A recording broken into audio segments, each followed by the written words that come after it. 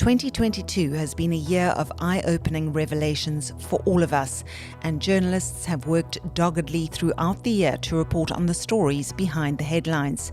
News 24 has been at the forefront of a number of headline-grabbing investigations, holding government to account and working tirelessly to expose corruption. This week on The Story, we take a look at some of News 24's top investigative stories during the past year. We'll also take a look at how the headlines impact the economy and what the outlook is for South Africans. I'm Catherine Rice, a multimedia journalist for News 24, and you're listening to The Story. This week, we're talking to News 24 Assistant Editor for Investigations, Peter du Toit, and later on, we'll talk to News 24's Deputy Editor for Business, Ahmed Aref. Peter, thanks so much for your time. News 24 Investigations has had a bumper year. One of the investigations that really stands out is Jeff Wix's series of stories on the assassination of whistleblower Babita Deokaran.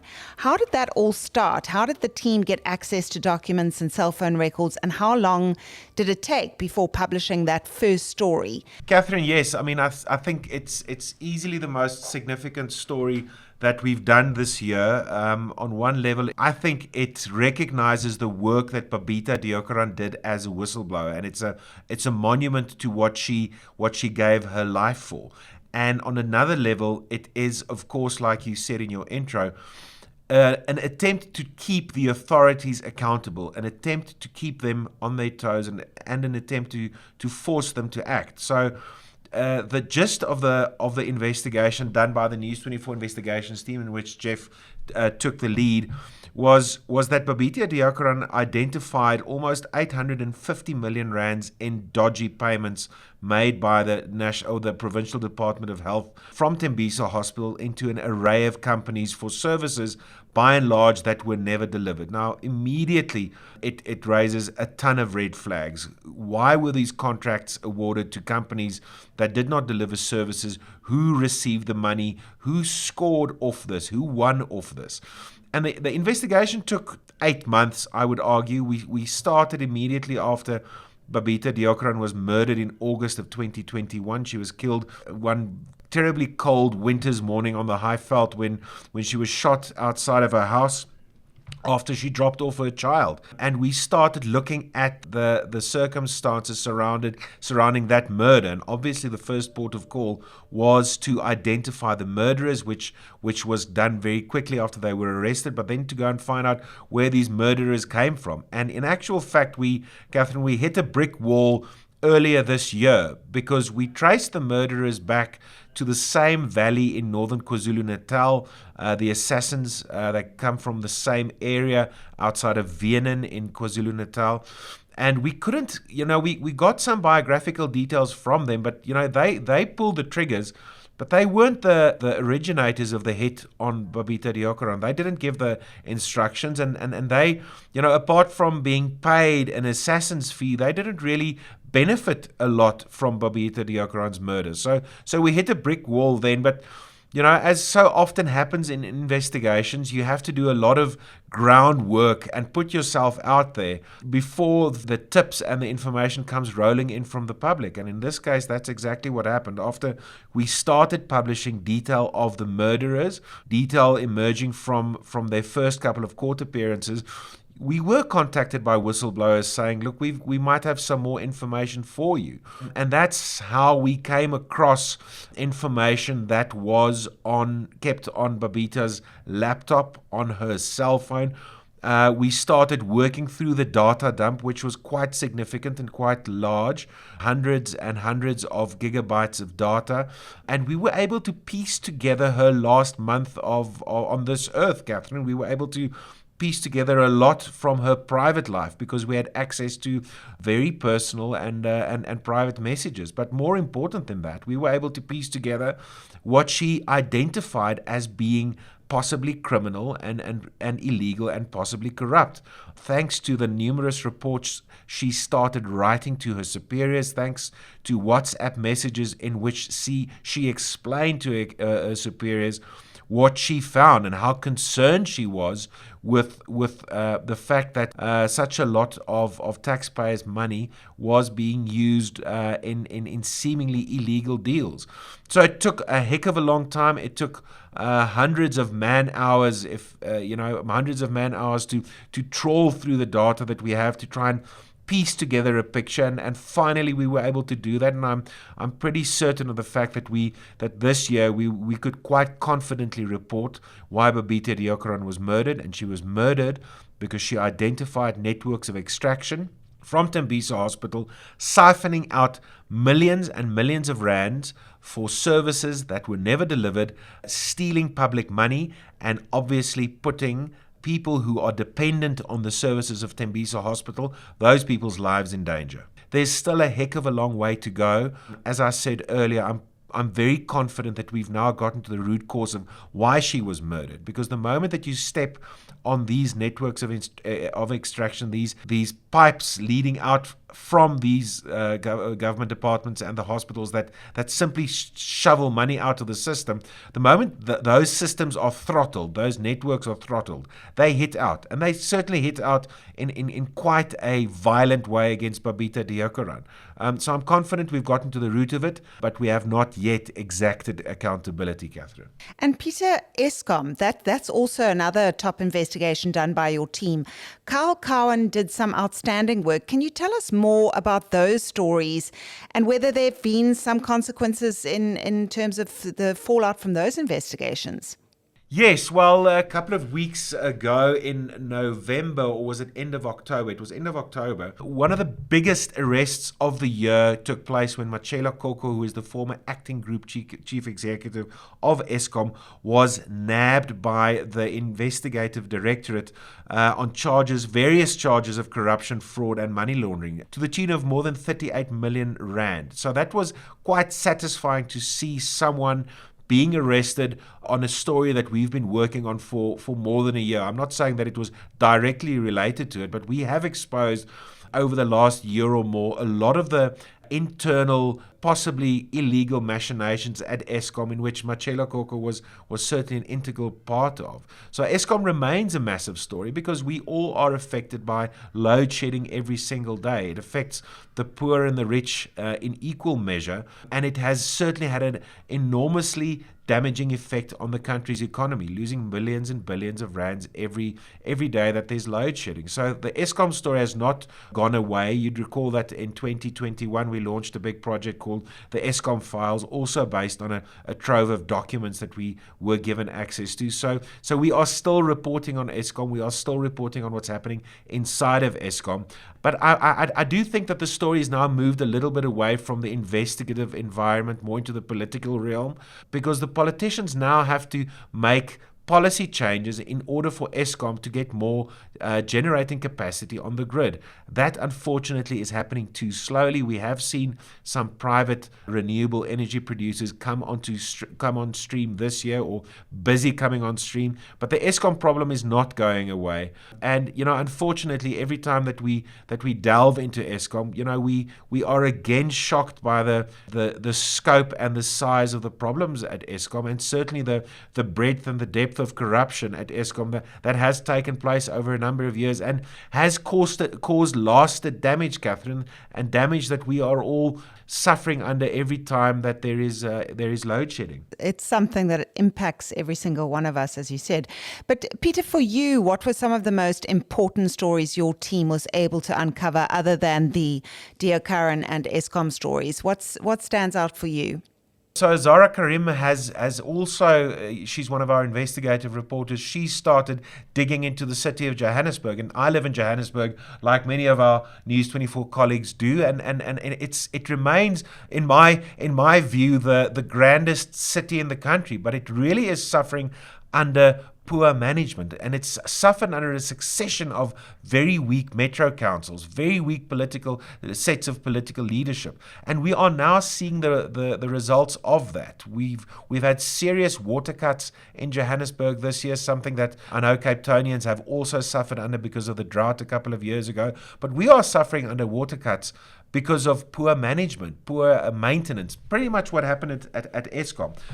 We've seen bad financial management. And what Zara Karim has now started doing in a series called City of Crooks is to try and delve, and she has started to delve into more corruption at the city, which also leads to poor service delivery. There's an argument from many of these crooks that say that corruption is a victimless crime because no one dies, no one gets injured. It's only money and services that are stolen. But it's normal, law-abiding citizens of the city, most often poor citizens of the city, who suffer under corruption because services aren't delivered. So Azara's delved into that. She started with the Metro Police. She started with the Department of Safety, showing that millions of rands over the last couple of years in various instances have been misappropriated and has had a direct impact on the safety and the security of Joburg citizens. So I think that's very important work, especially going into an election period. And Peter, what does it take to actually do these investigations? I'm guessing a lot of patience and hours of hard work. Exactly that, Catherine. I think we are very lucky at News 24 where there is large investment in investigations, not only in terms of resources, but also in terms of time. We don't try to ripen stories ahead of its time. So we do try to take as much time on a specific story or on the investigative stories that we do. We did a long investigation into Phala, while the president's farm where apparently $600,000 was stolen. But we had to take time on it to get to the bottom of it as far as we can, whilst there was massive noise and grey noise all around us. So it is about keeping a balance between moving as quickly as you can, but taking enough time to make sure that what you publish, you can back up and is supported by evidence. I can tell you every time we publish a big story, my stomach is in a knot and I don't sleep the night before, because the repercussions to News 24's reputation, your reputation as a reporter, and the possible legal repercussions are quite significant. So it does take patience and it takes time, but we are lucky to work in an environment where the value of investigative journalism is certainly recognized and supported by the editor and by the company. The investigations team's work is on the site under special projects. A lot of it is award-winning and it's really, really worth a read. Thank you so much, Peter. We're now joined by Deputy Editor for News 24 Business, Ahmed Aref. Ahmed, the kind of headlines we've just been talking about with Peter often impact the economy. What were some of the stories this year that really had a negative effect? Eskom is obviously the biggest one. For years, credit rating agencies have said the company is the single largest risk to South Africa's economy. The first aspect of that risk being load shedding. And this year we've had the worst levels of load shedding ever. But the second aspect is Eskom's astronomical debt. The SOE is basically nearly R500 billion in the hole. And now government has decided to put some of that debt on its own books, though it hasn't really said how much yet, and the specifics of that debt relief still have to be finalized. But sticking with SOEs, there was a bit of a scare with the roughly 2-week Transnet strike recently, especially about how it impacted things at our ports, where important goods are coming in and where our local farmers are shipping some of our fruit to other countries, for example. And the worry was that we would lose billions a day. Luckily, it didn't go on until things became that dire, but before all of this, the mining sector lost about 50 billion rand over the course of this year because of Transnet issues. And we want the mining sector to make lots of money because the mining sector pays a lot of taxes, and we've relied on them for some of those windfalls that have allowed government to do things like extend the social relief of distress grant, which, by the way, is also something that needs a permanent solution or it's going to bite us. But Ahmed, the unemployment levels, they just really are at record highs. Is there any light at the end of the tunnel? Are there any positive signs that things are improving? So with unemployment, the official rate is 33.9%. for the second quarter of this year. But the expanded unemployment rate, which includes those job seekers who've just basically given up looking for work, is about 44.1%. So that's nearly 50%. That's nearly half the country that's unemployed. The good news, though, is that those figures are actually lower than the first quarter of this year. And the first quarter was lower than the last quarter of the previous year, 2021, which is the highest on record. So there's been some improvement, and we're doing better than economists expect us to be doing. But a few experts, including from the advisory board to Stats SA, say that these stats could actually be wrong. Less people are responding to surveys than before, and Stats SA has had to switch the way it collects data, especially in the midst of COVID. So there is reason to believe that these current numbers, while they are getting better, could actually be wrong. Given everything that's happened in the country, including this, a lot of things don't paint us in an attractive way for companies that want to invest in South Africa. We need new projects, new developments. There need to be new operations, and all of those things translate into more jobs. President Cyril Ramaphosa said at his State of the Nation address at the beginning of the year that government does not create jobs, business does. There was obviously a bit of a kerfuffle about that, but the thing he did acknowledge was that if we want business to create jobs, government needs to cut all the red tape around that. They need to create an environment that fosters business and allows business to grow and by their nature to have more jobs. We just have to see how all of that works out. But again, the biggest driver of jobs, all in all, is economic growth. Just recently, the Deputy SA Reserve Bank Governor, Rashad Kassim, said that our economy needs to expand consistently at about 5% for years and years to create jobs and lower this crazy bonkers unemployment rate. It's a very scary situation, and it continues to seemingly get worse. What are your predictions for what next year holds in terms of load shedding? Do you think things will get worse before they get better? So look, as I mentioned, we had bad load shedding this year, stage 6 twice. And I think we're in for much, much more stage 6, or possibly even higher in the next year. Most estimates say that the economy loses about 500 million rand per load shedding stage per day. So stage 6 costs the economy roughly about 3 billion rand a day. Businesses can't function, commerce falls exponentially, and the wheels of industry kind of grind to a halt. And I think we're going to see a lot more of that, and the economy is going to lose a lot more money. The president did unveil his big energy plan this year, which included opening up the market for more private generation. So while there could be more private solar or wind power feeding the grid, that's not going to happen immediately. In fact, it's expected to take at least another year for all of those things to come online. It's the same with the government's renewable energy IPP procurement program. It's always a mouthful. And in that time, there will still be a massive shortfall of capacity on the grid. And given the poor state of our power stations, where no maintenance was done for a very long time, and the shockingly poor quality of work in building Kusile and Medupi power stations, there's going to be a lot more generating units that trip, which ultimately means more load shedding. Also, on top of that, we have more power stations reaching the end of their lifespan. So that's another gap in capacity and, again, possibly more load shedding. At least the current leadership of Eskom has been pursuing a strong maintenance program and are trying to sort of repurpose these decommissioned plants into lots of jobs for people who used to work there and to make them generate renewable energy. So hopefully we're going to see some of that start paying off and possibly providing some stability down the line. But I don't think it looks good for us for next year. Ahmed, that was actually my next question. Do you think the economy is in the worst shape it's ever been? And when do you think we'll start actually turning the corner? I'm a miserable pessimist, so I think things are going to get really bad. Look, we're in the midst of a cost of living crisis.